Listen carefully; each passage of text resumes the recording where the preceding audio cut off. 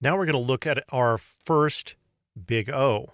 And I start with O of n, not because it is the most efficient or least efficient big O, but because I think it's the easiest to explain, easiest one to get your head around.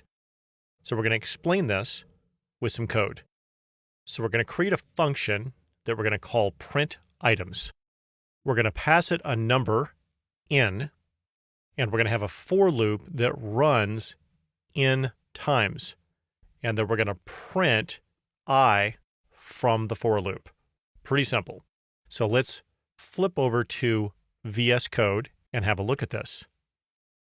Okay, so there is our function, and then we're going to call it here with the number 10. So I'm going to run this, and you can see over here that it printed out 0 through 9.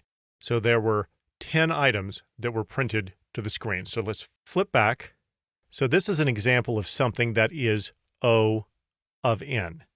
We passed it the number n, and then it ran n times. There were n operations.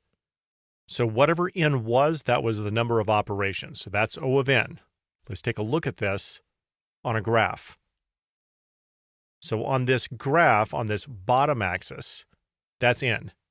And on the other axis, this is the number of operations. So O of n is always going to be a straight line. It is what is called proportional. So if you hear the word proportional when it comes to big O, that is going to be O of n. So we'll be adding to this graph so we can compare one to another. But for now, that is O of n.